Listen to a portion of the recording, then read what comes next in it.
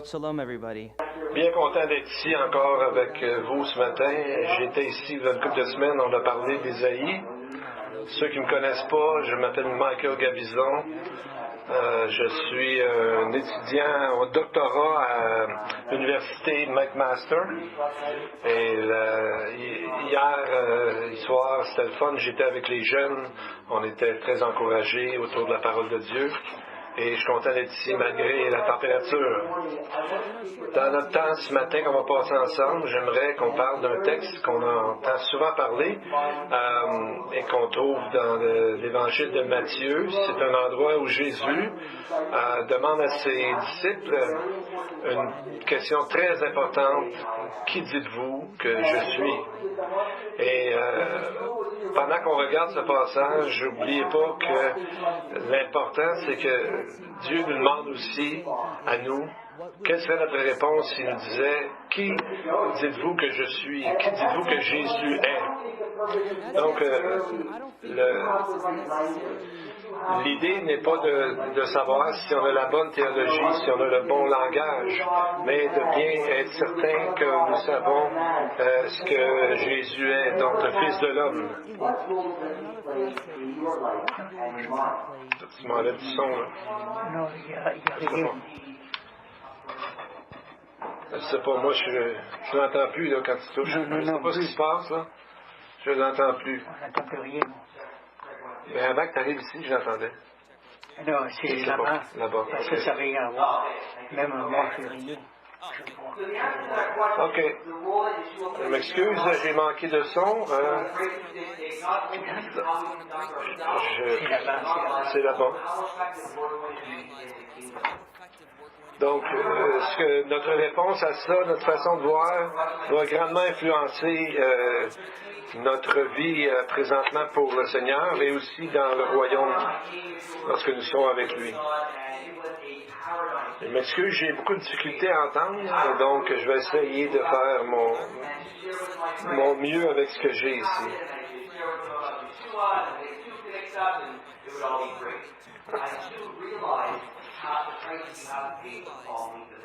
Et quand j'étais jeune, ça ne m'intéressait pas trop les choses spirituelles, mais plus tard, j'ai connu le Seigneur et je me suis dit à l'école, je vais parler de ça à tout le monde, de mon changement.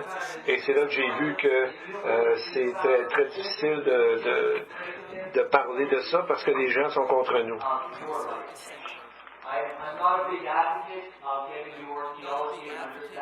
OK, je ne suis pas quelqu'un qui d'habitude dit que c'est bon de prendre notre théologie dans les films, c'est bon pour moi, mais il y a une chanson qui s'appelle Vase de terre et il y a des paroles qui disent ça a l'air trop facile de t'appeler sauveur, mais j'ai la misère à en arriver à t'appeler mon roi, mon Dieu. Dans mon expérience, souvent il y a deux perceptions différentes de ce qu'on pense de Jésus. Un, c'est le Jésus qui, aussitôt qu'on fait la moindre petite erreur, il nous tombe dessus. Et l'autre côté, que je pense qui est beaucoup plus commun, qu'on voit souvent, c'est le laisser faire. Ah, Jésus m'a pardonné une fois, il va toujours me pardonner. Donc, c'est le couple de mois, j'ai parlé avec un bon ami à moi et qui avait vraiment un péché présent toujours dans sa vie. Et pourtant, quand j'ai parlé avec lui, j'ai dit qu'est-ce qui fait que l'esprit te convainquait pas? Et mon ami a dit je me disais toujours Jésus va me pardonner. Jésus va me pardonner ce péché-là. Donc on voit dans le fond ce qui est très important, l'endroit, la place que Jésus prend dans notre vie. Quelle place on lui donne. Donc si on regarde maintenant dans notre texte, Matthieu 16, versets 13 à 20. Quand on va regarder ce texte-là, je veux qu'on regarde ça comme pas juste comme si on fait des gros péchés comme l'adultère, le meurtre, etc., mais qu'est-ce que Jésus pense de la calomnie, de la médisance, de parler des autres? Qu'est-ce que Jésus pense de la paresse?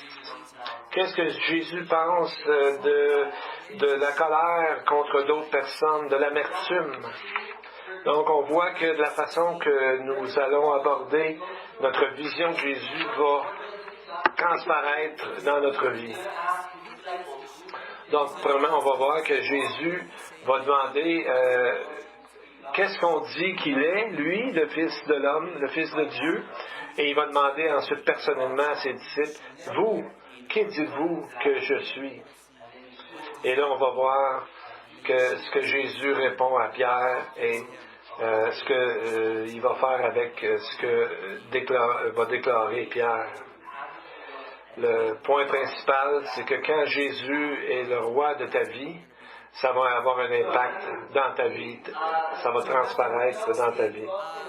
Quand on met Jésus au bon endroit, à la bonne place dans notre vie.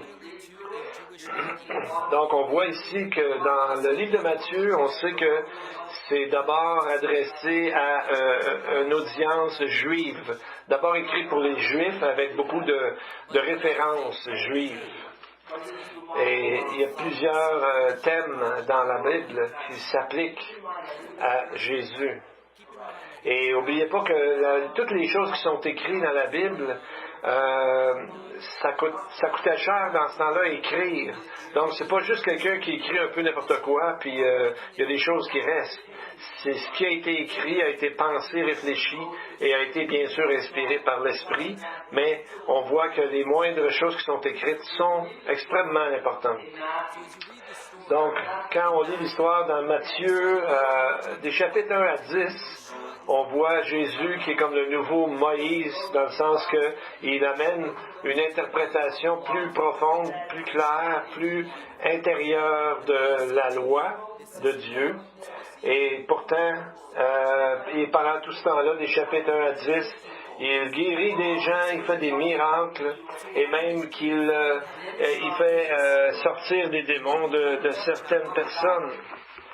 Donc, ensuite, on voit dans Matthieu 11, Jean-Baptiste est en prison et il envoie ses disciples demander à Jésus, est-ce que c'est vraiment lui qu'on attendait ou devons-nous en attendre un autre?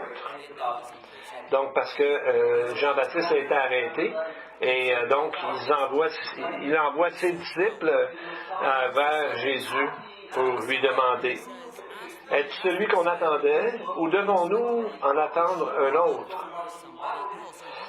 Donc, on voit que Jean-Baptiste, il est en prison, puis il se demandait quelle est la réalité de ça dans l'Évangile, finalement. Et Jésus, comme réponse, il leur dit, allez et rapportez à Jean les choses que vous entendez et que vous voyez.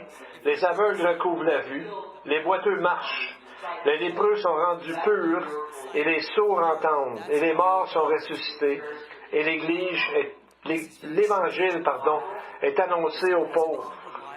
Donc, on voit que ça vient, cette réponse-là, d'un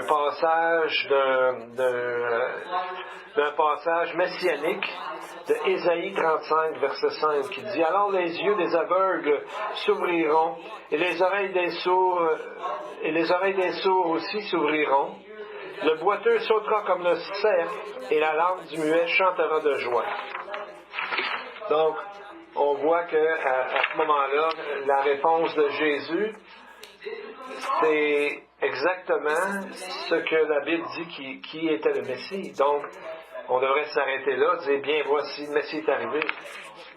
Et on voit à ce moment-là, au chapitre 12 de Matthieu, c'est un moment charnière dans l'histoire d'Israël et dans cet évangile aussi. C'est qu'à ce moment-là que Jésus, le Messie, guérit une personne qui était justement muet. Et il y en a qui disent, la foule dit, est-ce bien là le fils de David? Parce qu'ils savaient que cette chose-là était messianique. Et les chefs religieux, eux autres, ont dit non, ils chassent les démons par Belzébul, le chef des démons.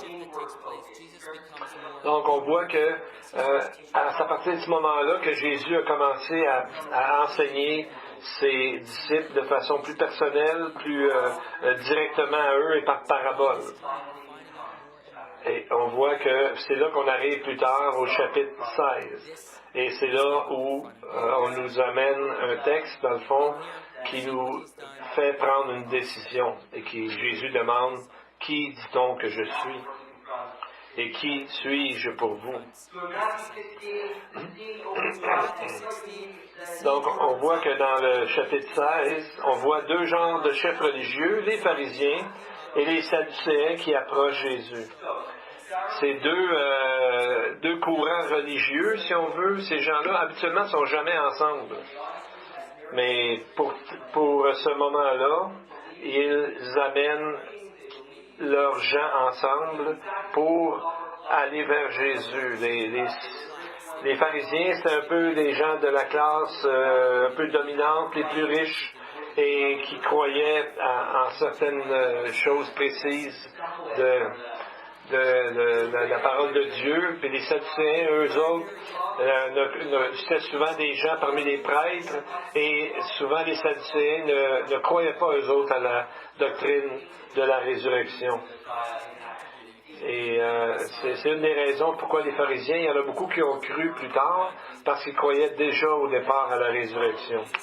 On voit ça dans les textes d'Actes. Donc, on voit que Jésus, dans ce qu'il a dit, était là pour faire réfléchir les gens sur une question suprêmement importante, qui est le Messie. Et pourtant, eux autres sont venus vers Jésus pour demander un signe, un miracle. Jésus leur a répondu, « Ne lui sera donné d'autres signes ou d'autres miracles que celui de Jonas. » En fait, il parlait de sa résurrection. Donc, on voit que plus tard, les disciples dans le bateau, Jésus avait parlé et on dit au verset 12, ils ont compris que ce n'était pas contre le levain du pain que Jésus leur avait dit d'être en garde, mais contre la doctrine des pharisiens et des sadducéens. Donc, le verset 12 nous dit, dans le fond, quoi ne pas croire. Ne pas croire les dires des pharisiens et des sadducéens, mais à partir de maintenant, le texte nous dit quoi croire et qui croire. Verset 13. Jésus vint au territoire de Césarée de Philippe, et là, il demanda à ses disciples, « Qui dit-on que je suis, moi, le Fils de l'homme? » Donc, on voit que c'est un endroit, Césarée de Philippe, qui avait beaucoup de choses spirituelles qui étaient contre Dieu. Il y avait beaucoup de païens, beaucoup de gens qui ne croyaient pas à la doctrine. Donc, c'est pour ça que Jésus arrive là. C'est comme si, à partir de ce moment-là, la caméra, si c'était un film, la caméra est sur lui. Et c'est pour ça que Matthieu parle de cet endroit de Césarée de Philippe. Parce que, une vingtaine d'années avant la naissance de Jésus, Auguste César a donné cet endroit à Hérode le Grand. Et lui bâtit un temple en l'honneur de l'empereur. Mais plus tard, ça a été refait, rénové par le fils d'Hérode, Philippe, et c'est pour ça que ça s'appelait Césarée de Philippe, parce que c'est lui qui l'avait rénové. Mais avant que ça s'appelle comme ça s'appelait Panéas. C'était une ville grecque, et c'était à cet endroit-là qu'on adorait le dieu grec, ou le dieu romain plutôt Pan. Donc c'était un endroit où il y avait une place pour adorer ce dieu-là. Et souvent il y avait un certain endroit qui descendait, et c'était comme la porte pour le monde souterrain, dans leur façon de voir leur théologie. Et ils emmenaient, on voit sur la carte, ils emmenaient dans cet endroit-là des sacrifices d'animaux.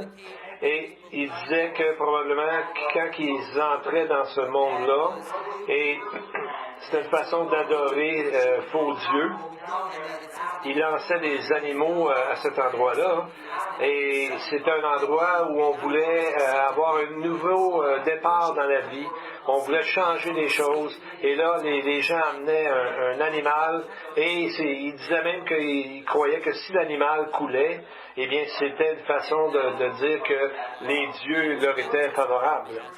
Donc, on voit que c'est vraiment une pratique complètement en dehors de ce que la Bible dit. Mais pourtant, ces gens-là, de Césarée et Philippe, faisaient ça. Donc, c'était un endroit où on allait pour être nouveau, pour être renouvelé. Et on voit que Jésus les emmène à cet endroit-là. Et on voit que il leur a déjà dit de ne pas être comme les pharisiens ni les sadducéens. De l'autre côté, on a aussi le monde grec avec leurs faux dieux. Et Jésus, dans le fond, leur dit, à travers tous ces points de vue-là, Jésus leur demande, est-ce que je vaux la peine qu'on m'écoute? Est-ce que on pense que je suis vraiment Dieu? Donc, c'est là où il nous amène à réfléchir sur nous-mêmes aussi. Quelle place que prend Jésus dans notre vie? Où est-ce qu'on... Quelle place, quelle grandeur a Jésus dans notre vie? Donc, je ne pense pas que Jésus demande aux gens, est-ce que les gens m'aiment?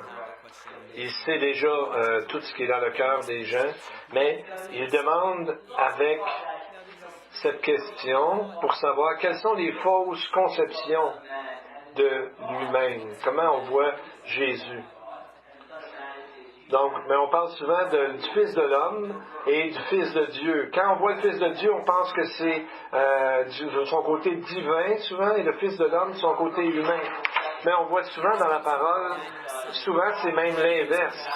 Parce qu'on voit dans un texte bien connu, Daniel 7, où Daniel a une vision de l'ancien des jours. Et à ce moment-là, quand le texte nous parle du Fils de l'homme, on voit sa divinité. Le texte va comme ceci. Un fleuve de feu sortait et se répandait de devant lui. 1000 milliers le servaient. Je regardais encore dans les visions, et voici comme le Fils de l'homme, qui venait avec les nuées des cieux, et il vint jusqu'à l'ancien des jours. Et lui fut donné autorité, honneur, règne, et tous les peuples et les nations le serviront. Donc, on voit le texte du Fils de l'homme est un titre messianique, est un titre pour parler de Dieu, sa divinité, et non seulement son humanité. Et le terme servir, c'est en araméen, et dans Daniel, il est utilisé souvent pour adorer. Donc, on a ici quelqu'un qui est à côté de l'Ancien des jours, et l'Ancien des jours lui donne autorité sur tout. Donc, on voit que c'est vraiment le Fils de l'homme. Et dans ces moments-là de l'Évangile, où Jésus parle de ça, on voit souvent qu'il dit que le Fils de l'homme pardonne les péchés, ce que seulement Dieu peut faire. Aussi, le Fils de l'homme est le maître du sabbat. Et il dit que le Fils de l'homme va envoyer ses anges. Et on voit même que dans Matthieu 26, 64, il dit comme réponse, « Vous verrez le Fils de l'homme assis à la droite de la puissance de Dieu venant sur les nuées du ciel. » Et c'est là qu'ils ont dit qu'ils avaient blasphémé et ont déchiré leurs vêtements. Donc, on voit que maintenant, c'est très clair. Maintenant, qu'est-ce que vont répondre les disciples? Jésus leur demande, qu'est-ce que les gens disent que je suis? Il y a plusieurs options. Verset 14. Tu es Jean le Baptiste, d'autres disent tu es Élie, d'autres disent tu es Jérémie, d'autres disent un des prophètes. C'est ce que les gens disaient. Mais voyez-vous, si on parle de Jean le Baptiste, il était le précurseur, il est venu juste avant Jésus, donc c'est une personne très importante dans la chronologie. Et Et on dit que c'est Jean le Baptiste, c'était très important. C'est pour ça que Hérode, à un moment donné, après avoir fait tuer Jean le Baptiste, il disait que Jésus était Jean-Baptiste ressuscité des morts. C'est pour ça qu'il faisait des choses miraculeuses. Et Jésus parle de Jean le Baptiste d'une façon très intéressante. Il dit qu'aucun prophète n'était plus grand que Jean le Baptiste. Donc juste avant lui, il y avait Jean le Baptiste, et c'est ce que Jésus dit, c'était le plus grand des prophètes. Si on regarde Élie aussi était un précurseur de Jésus selon Malachie. Dans la littérature juive de ce temps-là, Élie était vu comme un faiseur de miracles qui a amené des gens, qui les a sortis de la mort, qui a oint des rois, et qui était connu pour son zèle pour Dieu. Jérémie, c'est pas très clair, mais dans certains écrits juifs, on disait que Jérémie viendrait les aider à gagner une guerre avec une épée en or. Alors c'est pas très clair, mais quand même, c'était une idée à ce temps-là, et il y en a qui disaient juste un des prophètes. Donc c'est quand même mieux que se faire appeler de la gang de Belzébul, mais c'est quand même très loin de ce que Jésus est en réalité, donc Dieu, le Fils de Dieu et Dieu lui-même. Comme quand j'étais jeune à l'école primaire, il y avait souvent une phrase qu'on voit, je ne sais pas ça serait quoi en français, mais en anglais, une traduction libre, ça serait vise la lune et si tu manques, tu vas peut-être finir quelque part parmi les étoiles. C'est bien gentil, ce qu'on veut dire, c'est donne ton 100%, peut-être tu vas arriver proche. Mais quand on regarde la réalité, c'est que la Lune est à 200 000 milles de la Terre. Alors que la plus proche étoile, le Soleil, dans le fond, est à 93 millions de milles. Donc, cette image-là n'est pas vraiment bonne parce que si on fait un peu n'importe quoi en se lançant en disant « je fais de mon mieux », bien je vais finir proche, on voit que même ça fonctionne pas. Parce que Jésus est Dieu et pas juste quelque chose d'à peu près. Il y a un monsieur qu'on connaît bien, surtout les anglophones, qui s'appelle C.S. Lewis, qui a écrit un livre qui en français a été traduit, qui s'appelle « Les fondements du christianisme ». Il dit dans son livre, j'essaie dans cet écrit d'empêcher les gens de penser que Jésus c'est juste un grand enseignant, quelqu'un de très très moral, de très très bon, et tout ça, mais j'accepte pas vraiment qu'il soit Dieu. Donc, c'est ce que C.S. Lewis écrit. Il dit, tu peux pas faire ça comme ça. Tu peux pas juste dire c'est un grand rabbin, c'est un grand philosophe, un monsieur merveilleux, mais c'est pas vraiment Dieu, c'est pas vraiment le Fils de Dieu. Donc, Lewis appelle ça, au lieu d'un dilemme, il appelle ça un trilemme, dans le sens qu'il y a des problèmes avec ça. Il y a 3 options seulement avec la déclaration de Jésus qui dit que je suis le chemin, la vérité et la vie. Donc, C.S. Lewis, il dit, soit, premièrement, Jésus est un menteur, parce qu'il dit des choses qui ne sont pas vraies. Ou, deuxièmement, c'est que c'est un gars qui est dérangé. Il est dérangé parce qu'il pense vraiment qu'il est Dieu, mais il est vraiment hors de sens. Parce qu'on ne peut pas juste dire comme ça qu'on est Dieu. Ou, troisièmement, il est vraiment Dieu. Et s'il est vraiment Dieu, c'est ce que C.S. Lewis dit, c'est que soit qu'il est un fou ou un menteur, ou soit qu'il est vraiment Dieu. On peut faire toutes sortes de choses, dire que c'est un fou, qu'il a fait ça, ou encore, on peut dire qu'il est un fou et il a fait des choses qui ne sont pas correctes et c'est pour ça qu'il est mort. Ou encore, on peut dire oui, ce qu'il a dit est vraiment vrai, alors on devrait tomber en terre et l'adorer et lui donner toute notre adoration et nos louanges. Il n'y a pas de choses entre les deux. Jésus, en disant ça, ou bien il est fou, ou bien il est menteur, ou bien il est vraiment Dieu et nous devons l'adorer. Il n'y a pas le choix pour une autre option entre ça. C'est un ou l'autre. Et on voit maintenant au verset 15, Jésus devient plus précis. La manière que le texte est écrit, c'est pas toujours traduit comme ça. C'est comme s'il disait, vous là, les disciples, qui dites-vous que je suis? Donc il pose la question à eux maintenant.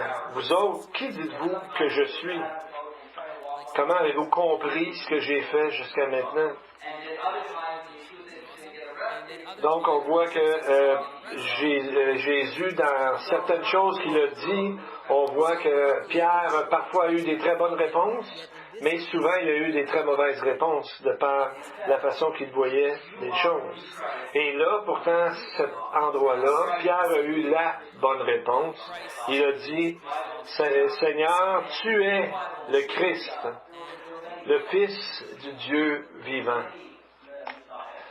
Donc, on voit qu'à ce moment-là, il y avait plusieurs gens qui se disaient Messie, parce qu'il y a des gens qui se disaient qu'ils étaient oints de l'Éternel, parce qu'il y avait certains prêtres qu'on avait oints au nom de l'Éternel, il y avait des rois, mais les gens ils se disaient comme ça, mais c'était souvent faux.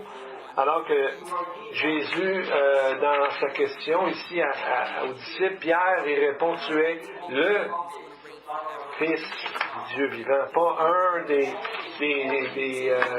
gens qui ont reçu une onction, mais tu es le Christ, qui est une traduction dans le fond du mot Moshiach en hébreu, qui veut dire le Messie.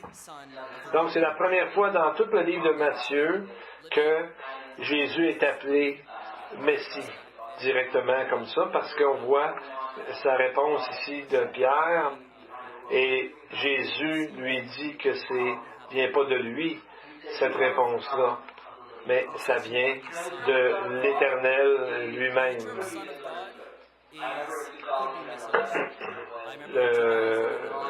Le fait de s'appeler le Fils de Dieu a donné lieu à plusieurs interprétations ou problèmes. C'est parce que les gens disaient, c'est le Fils de Dieu, donc il est né, donc il a été créé. Un peu comme quand tu étais jeune, il y avait on avait entendu parler de Hercule. Hercule est le fils biologique de Zeus. Et donc, c'est souvent a été vu comme ça. Mais quand on voit dans la Bible en hébreu, le mot être fils de Dieu a été appliqué à Israël. À David, qui est appelé le fils de Dieu. Et les rois étaient parfois appelés les fils de Dieu.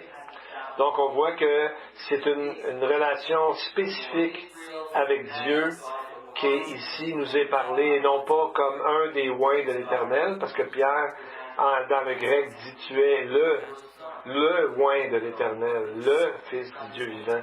Donc, on a ajouté, le Saint-Esprit a bien mis clairement cette préposition pour qu'on comprenne, c'est pas un parmi d'autres, mais qu'il est le Fils de Dieu et qu'il est lui-même Dieu. Donc, il nous dit qu'un jour, le trône va être éternellement présent et je serai un père pour lui et il sera un fils pour moi. Donc, c'est une façon de démontrer que le Fils de Dieu, ça veut dire qu'il sera le roi. C'est ça. C'est ça que ça veut dire selon les déductions des textes qu'on a vus ce matin. Donc, quand Pierre dit « Tu es le Christ, le Fils du Dieu vivant », ça veut dire qu'au niveau de la théologie, tu es notre roi. Tu es notre roi qu'on attendait. Et c'est de toi que va venir tout le royaume. Donc, on peut dire, il y a plusieurs choix. Les gens avaient plusieurs choix. Ils pouvaient dire, Jésus, dans le fond, travaille avec Belzébuth, ou on pourrait dire qu'il travaille avec Élie, ou tout ça, mais ce que Jésus demande, c'est que, est-ce qu'il est vraiment Dieu pour nous, ou il est un parmi d'autres dieux pour nous? Donc, on voit la question de Jésus s'applique directement à nous aussi. Donc, vous savez, avant, on avait souvent Il y a même des livres qui ont été écrits ça, qu'est-ce que ferait Jésus à ma place? Et le bracelet a été fait, en tout cas pour les anglophones, c'était marqué WWJD, What would Jesus do? Dans les choses de notre vie, on se demandait qu'est-ce que Jésus ferait à ma place. Et c'est encore une question très pertinente aujourd'hui de se demander ça dans notre vie. Qu'est-ce que Jésus ferait à ma place, à mon travail, à l'Église, dans la société en général? Comment agir? Est-ce qu'on agirait comme Jésus? Dans le fond, c'est ça que va se voir dans notre vie si Jésus a une grande place ou non. C'est ce qui va ressortir dans notre vie de tous les jours. Donc, on voit que ces gens-là qui ont été complètement se sont donnés complètement au Messie. Il y a eu, par exemple, on pourrait nommer ces exemples-là qu'on connaît. Simon, il a été crucifié la tête en bas, selon ce qu'on sait de l'histoire. André a été attaché à une croix et ça a pris plusieurs journées jusqu'à temps qu'il meure. Philippe a été apparemment pendu en Turquie. Thomas est mort près des Indes et a été tué par une épée. Jean a été exilé à l'île de Patmos. Et Jacques a été apparemment lancé en bas d'un genre de temple, mais il a survécu, donc on l'a frappé jusqu'à ce qu'il meure. Donc, ces gens-là ne pensaient pas à Jésus, seulement quelqu'un qui nous aide quand on est mal pris, mais à Dieu lui-même, à notre roi lui-même, pour lequel on est prêt à tout lui abandonner et même jusqu'à mourir pour lui. Ce que ça veut dire, maintenant on voit la réponse de Jésus ici au verset 17. Jésus lui dit, « Béni sois-tu Simon, fils de Jonas » ou fils de Jean. Peut-être c'est une façon de jouer sur les mots, parce que Jésus dit que c'est pas à cause de ton père ou de la chair ou du sang, et c'est ce que Jésus dit. Ce n'est pas la chair et le sang qui te l'ont révélé, mais mon Père qui est dans le ciel.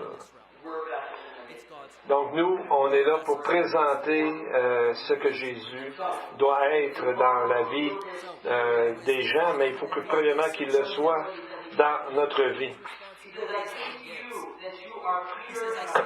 Jésus a dit un peu plus tôt, Matthieu 11, verset 25, « Je te loue, ô Père, Seigneur du ciel et de la terre, que tu aies caché ces choses aux sages et aux intelligents, et que tu les as révélées aux petits enfants. » Donc, dans le fond, c'est que ceux qui connaissent vraiment l'Éternel, c'est à eux que Dieu révèle ces choses précises. On voit que Jésus a répondu à Pierre, « Tu es Pierre, et sur cette pierre, je bâtirai mon Église. » Ça a fait plusieurs interprétations, dont une qui est encore connue aujourd'hui, c'est l'Église catholique, où on dit que Pierre est le fondateur de l'Église catholique. Donc on voit que c'est jamais le cas dans la Bible. Dans le Nouveau Testament, on ne fait jamais référence à Pierre comme étant le premier ou étant la fondation. Il est toujours mis de façon égale avec les autres apôtres. On ne le met jamais en avant des autres au niveau d'un titre. Et quand on lit sur la fondation de l'Église, c'est jamais Pierre, mais c'est toujours Jésus-Christ qui est la fondation de l'Église. Donc, on voit que c'est pas lui-même qui est l'importance dans la réponse de Jésus.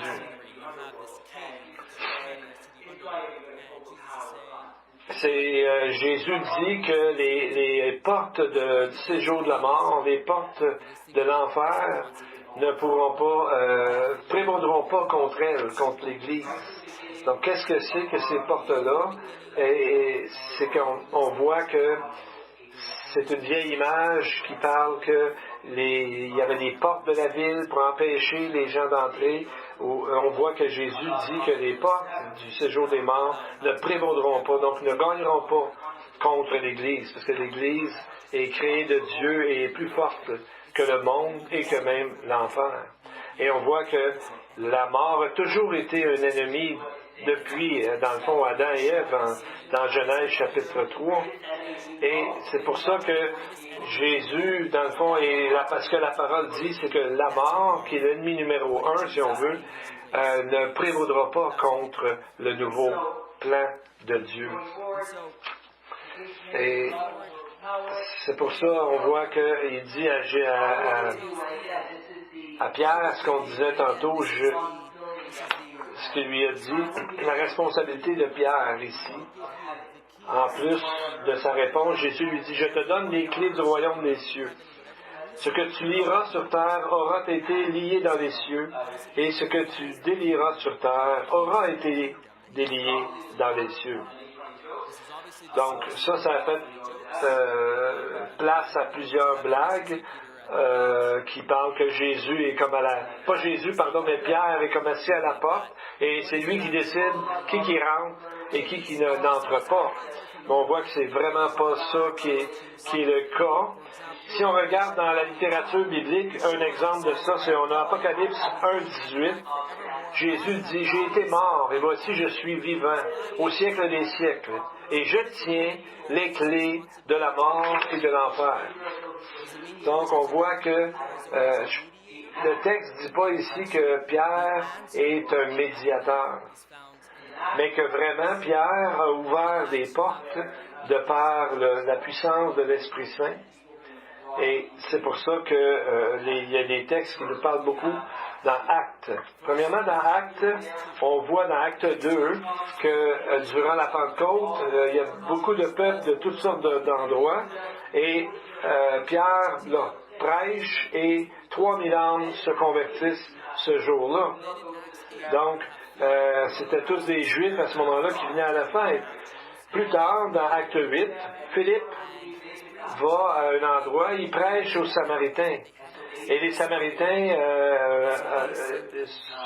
voient ça, et les apôtres à Jérusalem envoient Pierre et Jean, qu'ils prient pour que ces gens reçoivent le Saint-Esprit, et ils l'ont reçu.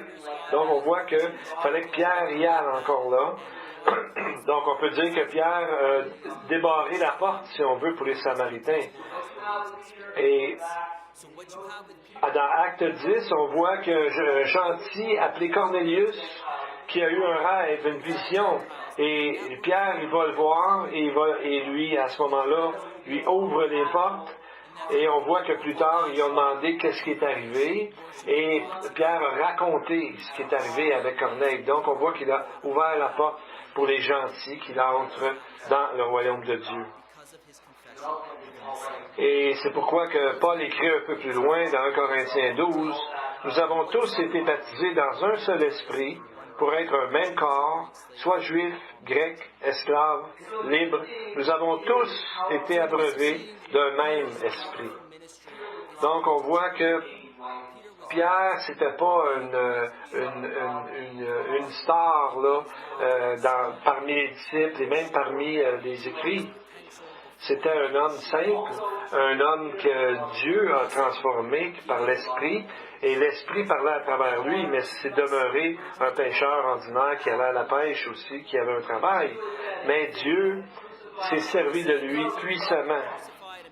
Mais pourtant, il y a eu des moments dans sa vie où Pierre a dit, « Non, par exemple, tu n'iras pas à la croix, Seigneur. Non, tu n'iras pas. » Et Jésus lui dit, « Tu parles comme si Satan parlait à travers toi pour m'empêcher d'aller à la croix. » Donc on voit que ça n'a pas toujours été un homme fantastique.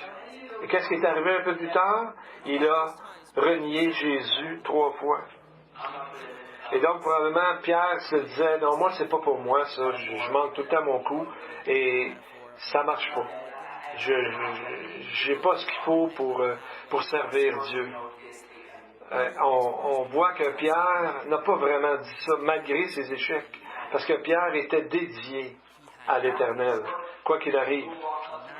Et quand Jésus va les voir, déjà à son appel, Pierre, il voit 2 frères, un qui est appelé Simon-Pierre, et Jésus leur dit, « Suivez-moi, je vous ferai pêcheurs d'hommes. » Donc, on voit que lorsqu'on est dédié à Dieu, ça ne veut pas dire qu'on ne tombera jamais, ça ne veut pas dire qu'on ne fera jamais d'erreur, qu'on ne tombera pas, mais ça veut dire que quand on est dédié, on se relève plus vite et on comprend que, oui, on a tombé, mais on se repent, puis on se met debout et on avance pour servir l'Éternel. Et voyez-vous tout ce que Dieu a fait à travers Pierre, malgré ses échecs, même cuisants parfois. Pour nous, on peut se dire que tous mes péchés avant, ma vie d'avant, mes erreurs, ça ne devrait pas me définir en tant que chrétien aujourd'hui. Il faut se repentir de ce qu'on a fait, de ces choses-là. Un coup c'est fait, ça ne devrait pas me définir aujourd'hui. Ça devrait faire que dans le futur, je vais servir Dieu de meilleure façon. Parce que Jésus a dit, je bâtirai mon Église. Il n'a pas dit que ce serait nous avec nos imperfections, mais c'est lui qui le fait. Donc lui va faire les choses parfaitement. Et on voit que le texte dit dans le fond que ce qui aurait été délié dans les cieux, c'est ce qui fait que tu vas pouvoir le délier sur la terre. Souvent, ça a été mal traduit, mais la bonne traduction, c'est ça. Et ce qui aurait été délié dans les cieux sera délié sur la terre. Donc, c'est pas nous qui ordonnons au ciel quoi faire, mais c'est plutôt que ça a été fait dans le ciel et ça se fait sur la terre. Et ensuite, ça se termine ce texte-là lorsque Jésus le recommande expressément de ne dire à personne qu'il est Jésus le Christ. La raison pour ça, c'est que là, ça devient de plus en plus étroit. Jésus s'en va à un seul endroit, aller à la croix. Donc, c'est pour ça qu'il leur dit de ne pas leur dire tout de suite à tout le monde que Jésus est le Christ, parce qu'il y a un moment exprès où Jésus va aller à la croix. C'est un moment précis que lui prépare. Donc, on voit un peu comme ce que C.S. Lewis nous a dit, qui est Jésus dans notre vie va avoir un gros impact dans ma vie, dans la journée, chaque jour, comment je vais agir, et non pas si je prends Jésus comme simplement quelqu'un que j'appelle quand ça va mal, quelqu'un qui va tout me pardonner, un bon enseignant, etc. Non, Jésus est notre Seigneur, et non seulement notre Sauveur, mais il est notre Seigneur, notre Dieu. Et c'est ce que Paul nous dit dans 1 Corinthiens 15, lorsqu'on parlait de la résurrection du Messie. Paul a dit, si Jésus n'est pas ressuscité, notre foi est vaine, parce qu'on croit dans une fable. Alors, on voit vraiment que c'est l'importance. Jésus est Dieu. Si on le prend juste pour un bon enseignant, etc., on passe à côté. Et s'il est le Seigneur, donc, comme Pierre a fait, il est temps de le déclarer comme étant le Messie, le Fils de Dieu, et aussi, surtout, notre Roi. Et à ce moment-là, comme Pierre, Dieu pourra se servir de nous pour avoir un impact alentour de nous dans ce monde. Father, I thank you for your word. I thank you for the testimony of the apostles who have come before us. Lord, I thank you for the testimony of your Spirit who convicts us and who shows us who you truly are. Father, I pray that as we read your word, you will illuminate us. I pray, Lord, that if we don't have you in the center of our lives, if we don't have you as our King, God, you will show us ways to put you in the center, to put you where you deserve to be. We pray all this in Yeshua's name. Amen. On the walls of Jerusalem, I have set watchmen. I have set watchmen.